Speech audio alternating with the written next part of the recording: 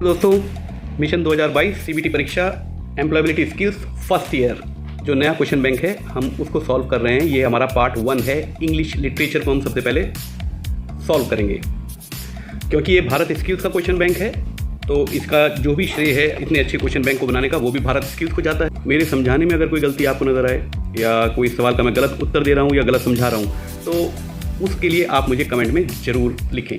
कुछ निर्देश आपको चाहूँगा कि आप इसको ज़रूर नोट डाउन कर लें किसी कागज़ पे। पहली बात, आपकी सीबीटी परीक्षा में नेगेटिव मार्किंग नहीं है तो हर प्रश्न को हल करना है। दूसरी बात, आसान बना दूँ क्वेश्चन पेपर। अच्छा, दूसरी बात, अगर आपको ऑप्शन में कहीं ऑल ऑफ द अबव दिखाई दे रहा है तो 90% चांसेस हैं कि वो आंसर सही होगा। फिर भी आपको ये चेक करना चाहिए। ऑल ऑफ द अबव अगर ऑप्शन में कहीं लिखा है तो वो आंसर 90% सही होगा। आप फिर भी उसे चेक करेंगे। तीसरा point, none of the above answer अगर कहीं लिखा हुआ है तो वो आंसर गलत होगा, उस पर कभी विकल्प पे निशान नहीं लगाना है। और मैं सिर्फ आपको इस परीक्षा के लिए बता रहा हूँ, सारी परीक्षाओं के लिए नहीं बता रहा हूँ। आपकी आईटीआई की सीबीटी परीक्षा के लिए तैयारी कर रहा हूँ। अगला निर्देश, हर सवाल को समझने की कोशिश करें। अगर पूरा सेंटेंस भी आपको इंग्लिश में समझ में नहीं आ रहा तो बीच बीच में कुछ वर्ड्स होंगे जो हम समझ सकते हैं और किसी भाव तक पहुंच सकते हैं कि ये क्वेश्चन में क्या लिखा होगा।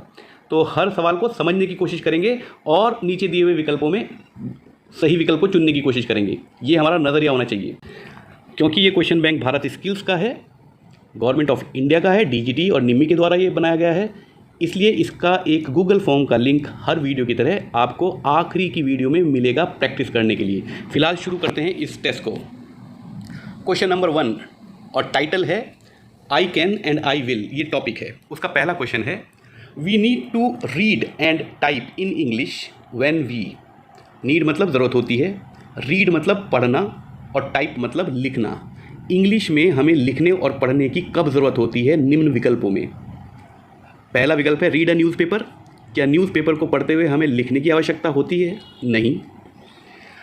Book tickets of for train और मूवीज़। अगर हम अपने मोबाइल से ट्रेन का टिकट बुक कर रहे हैं तो यस, हमें इंग्लिश में पढ़ना भी पड़ेगा, ट्रेन का नाम ढूंढना भी पड़ेगा और उसके लिए हमें कुछ टाइप करना भी पड़ेगा इंग्लिश में। ये विकल्प सही है। Work in a factory, factory में काम करने के लिए लिखना और पढ़ना ज़रूरी हो ऐसा ज़रूरी नहीं है। कुछ अनपढ़ लोग भी वहाँ पर मजदूरी का काम करते हैं, तो ये विकल्प सही नहीं हो सकता। क्लीन मशीन, अगर किसी मशीन को क्लीन करना है तो हम ज़्यादा से ज़्यादा पढ़ सकते हैं निर्देशों को। अगर दिया हुआ है मशीन को सफाई करने के ये निर्देश हैं तो हो सकता है हमें इंग्लिश में दिए हैं तो पढ़ना पड़ सके, लेकिन हमें लिखना पड़ेगा, ये आंसर नहीं हो सकता। इसका सही आंसर बी है।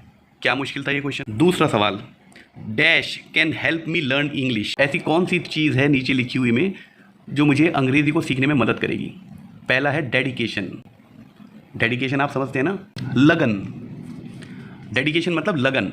यस, ये आंसर सही हो सकता है। नीचे देखते हैं, फियर, हमें डर लगेगा तो हम इंग्लिश सीखेंगे। कोई सीख पाया आज तक?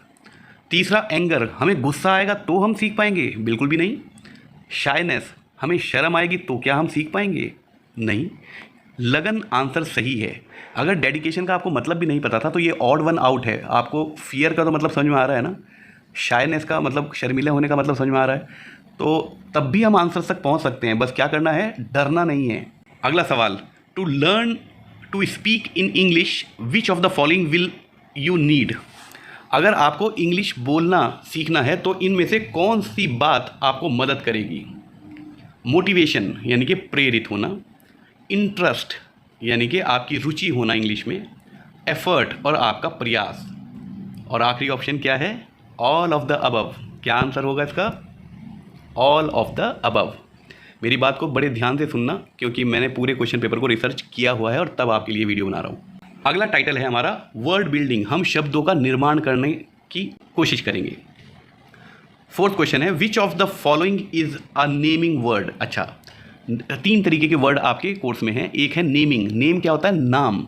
नाम, अगर कोई शब्द किसी वस्तु प्लेस का नाम बता रहा है उसको हम क्या कहते हैं? नाउन। तो नाम का मतलब संज्ञा। नेमिंग वर्ड किसी इंसान का, किसी चीज़ का, किसी वस्तु का या किसी जगह का नाम होगा। ये बात ध्यान रहेगी। अब नीचे दिए हुए विकल्पों में से ये देख लीजिए, इनमें से नाम क्या है? वॉक। वॉक एक्शन वर्ड है, यानी कि क्या है? क्रिया है, वर्ब है। तो वॉक किसी का नाम तो नहीं होता ना, चलना किसी का नाम नहीं होता, ये तो एक क्रिया है। रेड, रेड रंग होता है और रंग विशेषता बताता है, जैसे गुलाब लाल है तो ये नाम नहीं है, नाम तो गुलाब है लेकिन गुलाब लाल है तो वो विशेषता हुई, तो ये भी आंसर सही नहीं है। चेन्नई, जिसको पहले मद्रास कहते थे, ये एक जगह का नाम है, तमिलनाडु की कैपिटल है। चेन्नई आंसर सही है। स्लोली, धीरे धीरे चलना, क्रिया की विशेषता बता रहा है जिसे इंग्लिश में एडवर्ब कहते हैं, और रेड एडजेक्टिव है। पर अभी आप इसको छोड़ दीजिए, हमें सिर्फ ये देखना था कि नाम कौन सा शब्द बता रहा है। दोस्तों थकोगे नहीं, ये वीडियो लंबी हो सकती है लेकिन हम एक एक सवाल पर रिसर्च करेंगे और देखेंगे क्यों हम सवाल को सॉल्व नहीं करेंगे बिना रटे। अगला क्वेश्चन है, the dog took Ramesh shoe before dash ran away. वो एक कुत्ता है जो भागने से पहले रमेश का जूता भी साथ ले गया। अब नीचे दिए हुए ऑप्शंस देख लेते हैं। It, they, because, and. जब भी हम किसी निर्जीव वस्तु के लिए या किसी जानवर के लिए कोई प्रोनाउन प्रयोग करते हैं तो हम इट का प्रयोग करते हैं। कभी उसको ही, शी, दे, देम ऐसे प्रोनाउन से हम उनको संबोधन नहीं करते हैं, क्योंकि यहाँ पर डॉग का जिक्र आया है। कोई भी जानवर हो या कोई निर्जीव वस्तु हो, हम उसको इट से कहेंगे। इसका सही उत्तर इट है। अगला क्वेश्चन है, which of these words can be used to describe a tree. Tree मतलब पेड़, डिस्क्राइब मतलब उसको डिस्क्राइब करने के लिए, उसके बारे में बताने के लिए। हम निम्न में से कौन से शब्द का प्रयोग करेंगे। पहला है टॉल, टॉल आप सब जानते हैं लंबा, तो पेड़ लंबा हो सकता है, यस हम कहते हैं, ये आंसर सही है। मैंगो मतलब आम, तो पेड़ आम का भी हो सकता है, ये भी बात सही है। ब्यूटीफुल मतलब खूबसूरत, कोई पेड़ खूबसूरत भी हो सकता है, मतलब हमें लग सकता है कि बहुत खूबसूरत पेड़ है। तो आंसर क्या हो गया, क्या दिखाई दिया सबसे नीचे आपको, ऑल ऑफ द अबव। मुश्किल लग रहा है क्या। 7th question, rearrange the letters to find a kitchen appliances. Okay, छोड़ दो सारी चीज़ों को। ये मान लो हमें कुछ समझ में नहीं आ रहा, रीअरेंज का क्या मतलब है, लेटर्स का क्या मतलब है। किचन, किचन तो समझ में आया, किचन मतलब जहाँ खाना बनाते हैं। ये जो आगे 5 अल्फ़ाबेट आपको दिए हैं, इनको कुछ ऐसा रीअरेंज करना है, मतलब ऐसे क्रम में लगाना है कि हमारे किचन की कोई वस्तु बन जाए। पहला कुछ लिखा हुआ है, हमें पता नहीं क्या लिखा है, कभी हमने देखा भी नहीं ये शब्द, छोड़ो डरो मत, आगे चलो। क्या लिखा है, स्टोव। स्टोव क्या होता है, जो हमारी किचन में होता है ना स्टोव, और गैस का जो बर्नर होता है उसको भी स्टोव कहा जाता है। इसका सही उत्तर हो गया स्टोव। बाकी 3 हमने शब्द सुने ही नहीं, तो किचन में यूज़ होने वाला कौन सा हमारा वर्ड है, स्टोव। अगला question, which is the correct meaning of the word pole. ये जो पोल है ये आपने कहाँ सुना। हाँ जी, वो दक्षिण ध्रुव और नॉर्थ पोल साउथ पोल वो होता है, अर्थ का पोल होता है। तो north and south end of the earth axis, ये तो सही हो गया ना आंसर। लेकिन इतनी जल्दी आंसर्स पे नहीं, सारे ऑप्शंस में तभी बताता हूँ ताकि गलत आंसर ना लग जाए। सबसे पहले नीचे देखो, नन ऑफ द अबव लिखा है, ये तो आंसर हो ही नहीं सकता। ऑल ऑफ द अबव लिखा नहीं है, लेकिन अगर नन ऑफ द अबव नहीं लिखा हुआ है तो तीसरे नंबर पे क्या लिखा हुआ है, बोथ ऑफ द अबव। अगर चौथा आंसर नहीं है तो तीसरा आंसर बता रहा है ऑल ऑफ द अबव। यही तो मतलब हुआ कि ऊपर के दोनों सही हैं। तो देख लेते हैं दूसरा कैसे सही है, और वो भी देखना पड़ेगा, मेरी बात मानना मत, आप देख लेना। बी ऑप्शन दे रखा है, अ लॉन्ग मेटल और पीस ऑफ वुड। किसी मेटल का या लकड़ी के लंबे किसी टुकड़े को हम पोल कहेंगे। इलेक्ट्रिक पोल जानते हो, लोहे के बने हुए, उसको भी पोल कहते हैं ना। और वो जो तंबू में बम्बू लगाया जाता है उसको क्या कहते हो, पोल लगा दे, बीच में एक पोल लगा दे, तंबू ऊपर हो जाएगा। ऊपर के दोनों ऑप्शन सही हैं, तो सी आंसर सही हो गया। Both options A and B are correct. हम पोल इन दोनों परिस्थितियों में कहते हैं। अगर डरोगे नहीं दोस्तों तो अंग्रेजी सीख जाओगे। 9वां क्वेश्चन है, to convert a singular noun to plural noun which of the following rules can not be applied. अगर किसी नाउन को एक वचन से बहुवचन बदलना हो तो इनमें से जो नीचे दिए हुए विकल्प हैं, इनमें से कौन सा विकल्प हम नहीं अपनाते हैं। Noun plus E Z, noun के बाद ई जेड आपने कभी लगाया है, तो ये तो कुछ अटपटा लग रहा है ना। दूसरा ऑप्शन है नाउन प्लस एस, यस ये तो हमने लगाया है ना। बॉय एक वचन हुआ, बॉयज़, अगर एस और लगा दोगे तो बहुवचन हो जाएगा ना, तो ये तो हमने लगाया है। तीसरा ऑप्शन है नाउन प्लस ई एस, ये भी हमने लगाया है। जैसे क्लास, कक्षा जिसको कहते हैं, क्लास एक वचन होती है, अगर बहुत सारी कक्षाएं हैं तो क्लासेस, ई एस लगा दिया जाता है क्लास के बाद। आखिरी ऑप्शन है नाउन प्लस आई ई एस, ये भी हमने लगाया है। सिटी मतलब शहर, और सिटीज़ जिसमें हम CITIES लिखते हैं सिटीज़ में, या फैमिली का फैमिलीज़। तो नीचे के तीनों ऑप्शन हम करते हैं एक वचन को बहुवचन बनाने में, एक जो नहीं करते वो ऑप्शन ए है। अगला question, the plural of the word furniture is. तो जब हम कहते हैं फर्नीचर आया है शादी में, तो हम ये नहीं कह रहे कि एक खाली कुर्सी आई है। कुर्सी, मेज़, बेड, अलमीरा, इन सब को कलेक्टिवली फर्नीचर कहा जाता है। तो फर्नीचर का प्लूरल भी फर्नीचर ही होता है। ये हो सकता है आपके लिए नई जानकारी हो, इसको याद रखना। फर्नीचर हुआ, डेटा हुआ, इंफॉर्मेशन हुआ, इनके सिंगुलर और प्लूरल एक ही होते हैं, इसमें एस और ई एस नहीं लगाया जाता है। 11th question, Rio bought a screw driver for his friend and 2 for himself. कोई बेचारा बंदा है रियो, हिमसेल्फ लिखा है तो लड़का ही होगा। रियो बॉट, बॉट मतलब खरीद के लाना। स्क्रू ड्राइवर, स्क्रू ड्राइवर आप जानते हो पेचकस, भाई आईटीआई कर रहे हो, स्क्रू ड्राइवर तो पता होगा ना क्या होगा।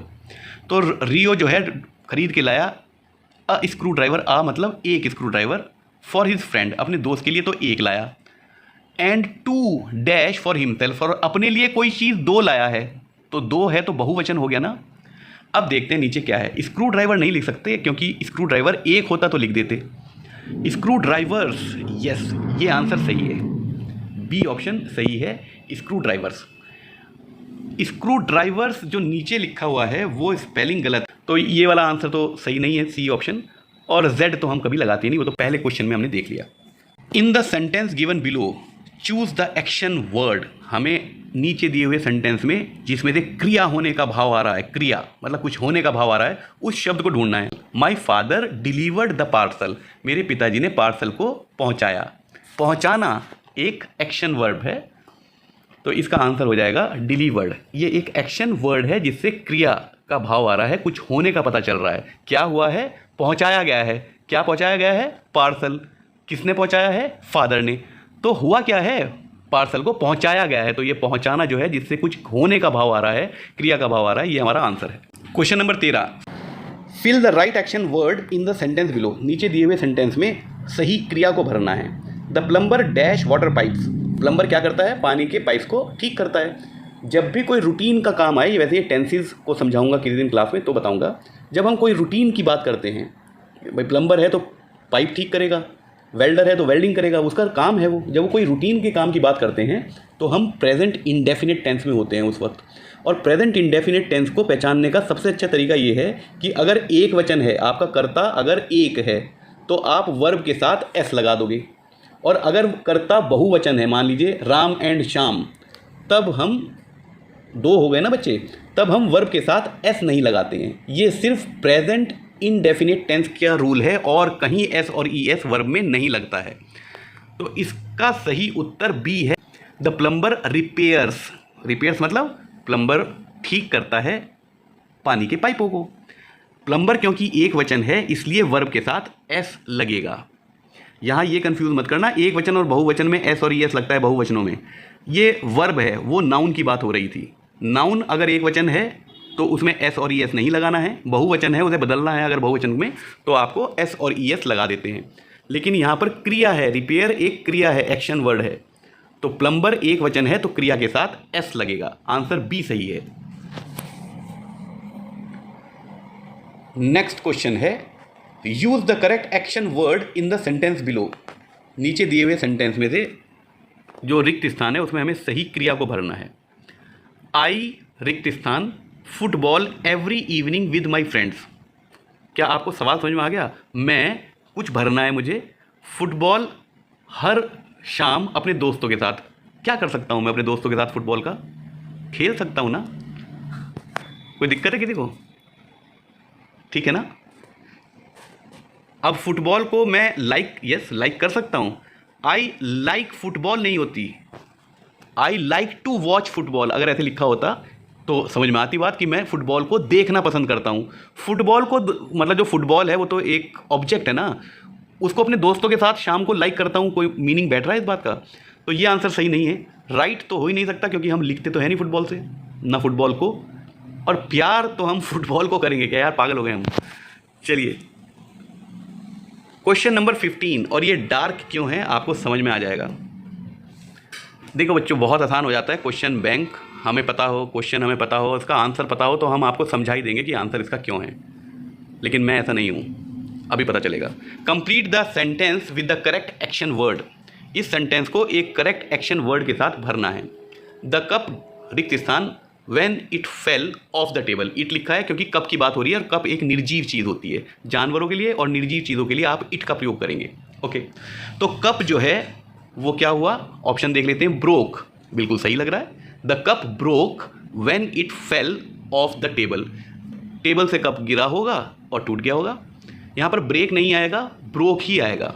सेकंड फॉर्म ऑफ वर्ब जिसको सिंपल पास्ट फॉर्म कहते हैं वही आएगी। यहाँ तक तो बात समझ में आ गई। आगे लिखा हुआ है फेल। फेल तो आंसर गलत हो जाएगा। The cup fail when it fell off the table. Cup गिर गया जब वो गिर गया मेज से, ये तो कोई मीनिंग नहीं बैठा ना इसका। अगला ऑप्शन देखते हैं जंप्ड। जंप्ड भी पास्ट फॉर्म है जंप की। जंप, जंप्ड, जंप्ड, ये बात सही है, पर ये भी आंसर सही नहीं लग रहा। The cup jumped. जंप हमेशा कोई जानवर करेगा या कोई इंसान करेगा, जिसमें जंप मतलब होता है छलांग। जंप मतलब होता है छलांग लगाना। अब छलांग कोई निर्जीव वस्तु तो नहीं लगा सकती, तो ये ऑप्शन भी सही नहीं लग रहा। यहाँ तक तो बात ठीक है, पर अब आखिरी ऑप्शन पढ़ो क्या लिखा है। बाउंस्ड। Bounce, bounced, bounced.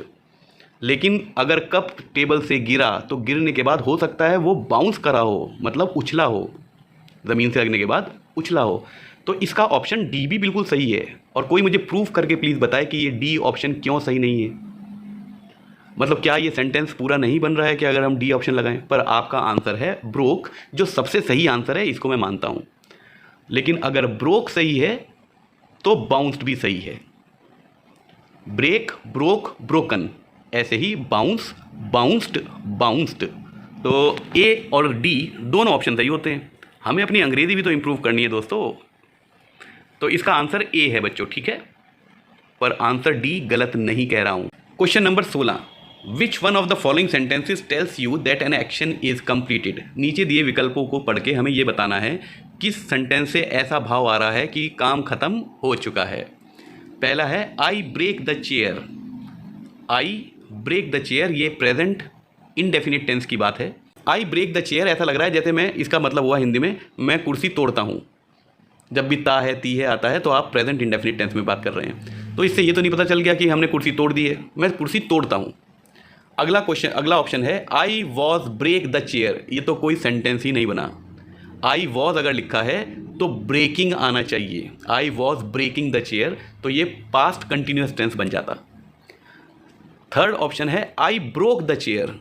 मैंने चेयर तोड़ दी थी, भूतकाल की बात है, तो ये ऑप्शन सही है।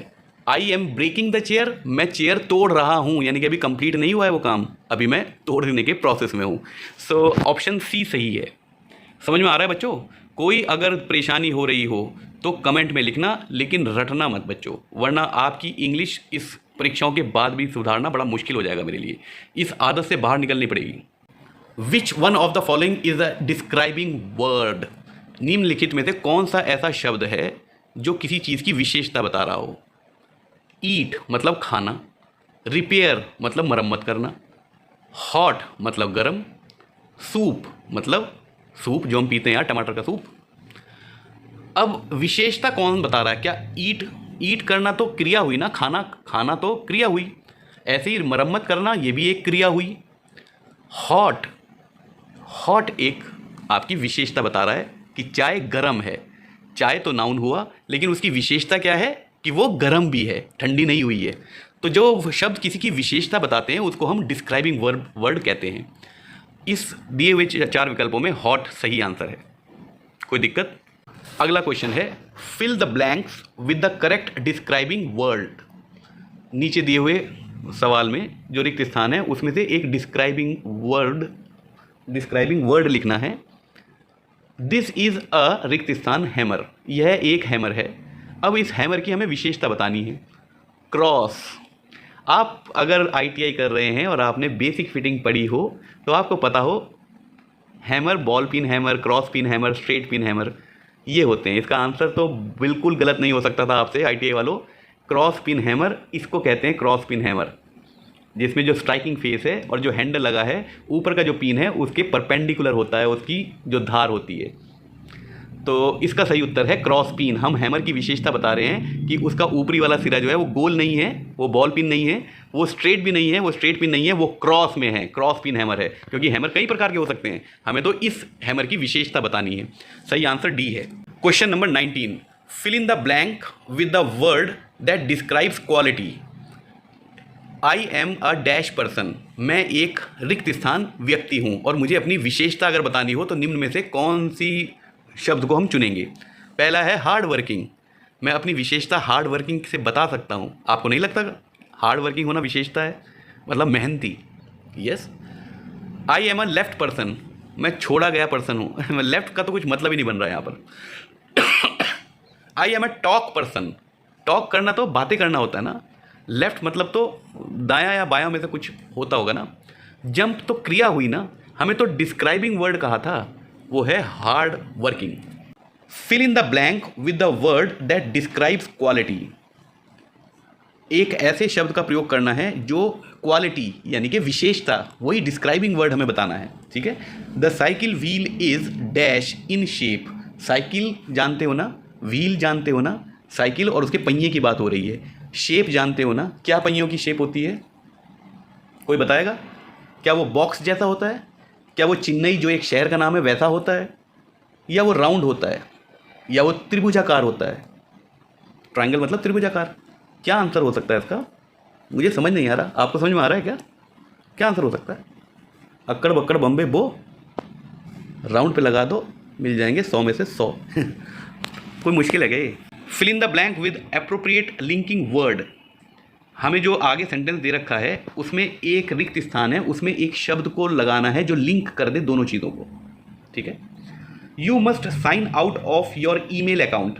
अपने ईमेल अकाउंट में से बाहर निकल आओ, साइन आउट कराओ। Next, close the browser tab. उसके बाद जो आपने ब्राउज़र खोला था जिसमें ईमेल आपने खोली हुई थी, पहले तो अपने ईमेल से बाहर निकल आओ और फिर उसको बंद कर दो। जिसमें जैसे आपने जीमेल खोला, जीमेल में अपनी ईमेल खोली। आमतौर पर आप लॉगिन करके रखते हो, मुझे मालूम है, लेकिन अगर लॉगिन नहीं कर रखा तो पहले जीमेल खोलना पड़ेगा, गूगल खोलना पड़ेगा, उसके बाद उसको जीमेल खोलना पड़ेगा, साइन इन करना पड़ेगा। तो क्वेश्चन में ये कह रहा है कि पहले अपने साइन आउट कर दो, बाहर निकल आओ, फिर उस ब्राउज़र को बंद कर दो, एंड उसके बाद रिक्त स्थान है स्विच ऑफ योर कंप्यूटर, और फिर कंप्यूटर को बंद कर दो। ऑप्शन देख लेते हैं। फाइनली, यस, एंड फाइनली, क्योंकि उसके बाद तो कुछ रहा ही नहीं, फाइनल हो गया ना चीज़। अगर आपने आखिर में कंप्यूटर को बंद ही कर दिया तो उसके बाद कुछ रहा नहीं ना। And finally switch off your computer, ये बात सही लग रही है। अगला ऑप्शन है इन द बिगिनिंग। सारी तो चीज़ बता दी, आखिर तक पहुंच गए हैं, साइन आउट भी कर दिया, ब्राउज़र भी बंद कर दिया, तो इन द बिगिनिंग तो अब नहीं आ सकता। सेंटेंस के इस मोड पर तो इन द बिगिनिंग नहीं आ सकता। Never, never switch off your computer. हम कंप्यूटर को कभी बंद नहीं करना चाहिए, ये तो आंसर बिल्कुल गलत लग रहा है ना। After a while, okay, and after a while switch off your computer. मैं डी ऑप्शन को गलत नहीं कह रहा हूँ दोस्तों, क्योंकि इंग्लिश में इसका मतलब निकल जाता है, ये गलत इंग्लिश नहीं कहलाई जाएगी।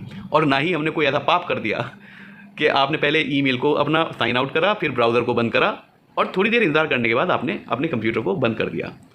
आफ्टर अ वाइल मतलब थोड़े इंतज़ार के बाद।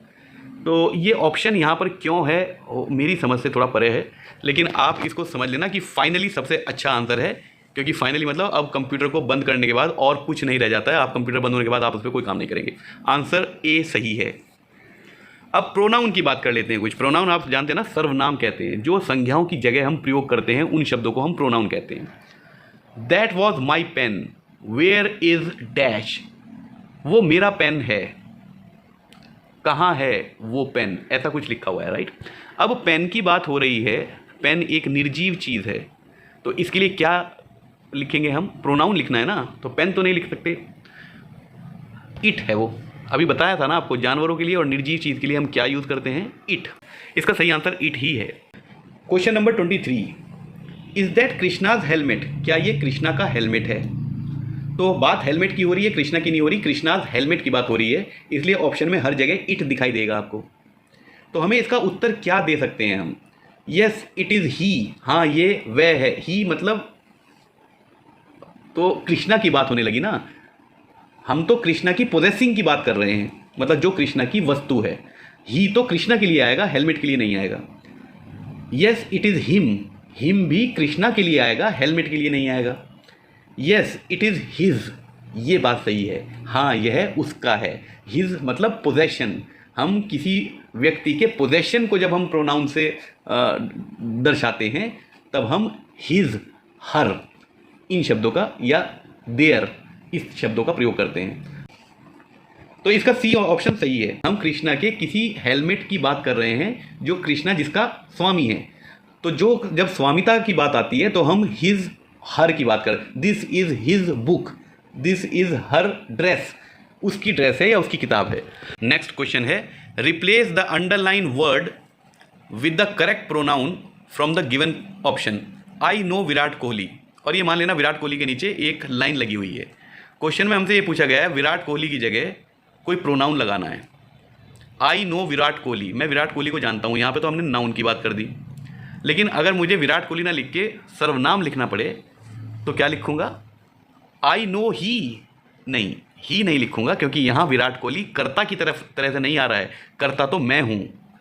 अगर विराट कोहली कर्ता होता, मतलब विराट कोहली मुझे जानता होता तो ही नोज मी ऐसे लिखा जाता, पर यहाँ कर्ता आई है, यानी कि मैं हूँ, मैं जानता हूँ विराट कोहली को, तो हम ही नहीं लिखेंगे, आई नो ही ये नहीं होगा। आई नो हर, विराट कोहली हर तो हो ही नहीं सकता, वो तो लड़कियों के लिए है, तो बी ऑप्शन तो बिल्कुल गलत है।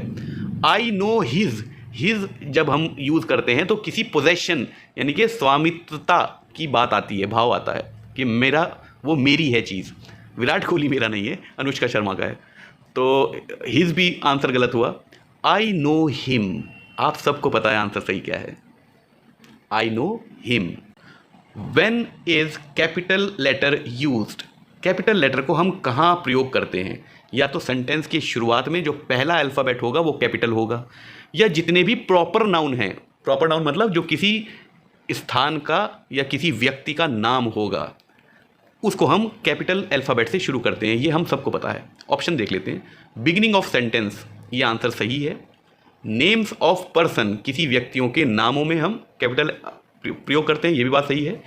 और नेम्स ऑफ प्लेसेस, ये भी बात सही है, किसी जगह का अगर नाम होगा उसको भी हम पहला अक्षर कैपिटल लिखेंगे। जैसे दिल्ली जब आप लिखते हो, या मद्रास लिखते हो, चेन्नई लिखते हो, मुंबई लिखते हो, पहला अल्फ़ाबेट कैपिटल होता है ना। और इतना दिमाग लगाने की तो ज़रूरत ही नहीं थी, ऑल ऑफ द अबव लिखा हुआ है। Rearrange the words to form a question, इन शब्दों को जो नीचे लिखे हुए हैं उनको कुछ ऐसा उल्टा पुल्टा करना है कि हमारा कोई मीनिंगफुल सेंटेंस बन जाए। काइंड ऑफ, एक तरह का, मतलब काइंड ऑफ मतलब एक तरह का। वॉट, आप जानते हैं वॉट का मतलब क्या होता है, क्या। इज दिस, ये वाला मशीन, और बाद में क्वेश्चन मार्क भी लगा हुआ है। अब क्वेश्चन मार्क लगा हुआ है तो क्वेश्चन मार्क वाले सेंटेंस किससे शुरू होते हैं? वॉट से, वेयर से, व्हेन से, हु, वाई, है ना। तो हमें एक वॉट मिल रखा है, तो नीचे दिए हुए विकल्पों में से वही विकल्प सही होगा जो शुरू होगा कहाँ से? वॉट से। तो पहला ऑप्शन और डी ऑप्शन गलत हुआ। अब रह गए हमारे पास दो ऑप्शन, बी और c. What kind of machine is this, ये किस तरीके की मशीन है, ये बात तो समझ में आ रही है। ऑप्शन बी सही हो सकता है, पर तब तक नहीं जब तक हम सी ऑप्शन को गलत साबित ना कर दें। What kind machine is this of, कुछ समझ में आया? ऑप्शन बी सही है, what kind of machine is this, ये किस तरीके की मशीन है, आंसर बी सही है। नेक्स्ट क्वेश्चन है the word when denotes, when ये शब्द हम सबको पता है ना, व्हेन मतलब कब, व्हाट मतलब क्या, व्हेन मतलब कब, वेयर मतलब कहाँ, हु मतलब कौन, वाई मतलब क्यों। अब ये हमसे पूछ रहे हैं व्हेन, जिसको हम कहते हैं कब, ये क्या डिनोट करता होगा? ये टाइम डिनोट करता है ना। व्हेन, जब भी हम सवाल में व्हेन पूछते हैं या जब भी हम व्हेन का इस्तेमाल करते हैं तो हम किसी समय की बात कर रहे होते हैं ना, प्लेस की बात तो नहीं कर रहे ना। प्लेस की बात करते हैं तो वेयर लिखते हैं, अगर किसी वस्तु की बात करते हैं तो व्हाट लिखते हैं, अगर किसी पर्सन की बात करते हैं तो हु लिखते हैं, व्हेन लिखते हैं जब हम टाइम की बात करते हैं। सबको पता है हमें। तो ये था आज के हमारे 30 सवाल इंग्लिश के। आपकी तरफ से मैं निम्मी से कहना चाहूँगा कि थोड़ा मुश्किल दें, मेरे बच्चों को मज़ा नहीं आया, आसान है उनके लिए। बहुत अच्छा बच्चों, वेरी गुड। हम धीरे धीरे बेबी स्टेप्स लेंगे और अपने आप को कल से बेहतर बनाएंगे दोस्तों। यही तरीका है, प्रयास करते रहना, सफलता अवश्य मिलेगी 100%। चलिए आज के लिए बहुत है, थैंक यू वेरी मच। अगली वीडियो का इंतजार करें, हो सकता है शाम तक पोस्ट कर दूँ।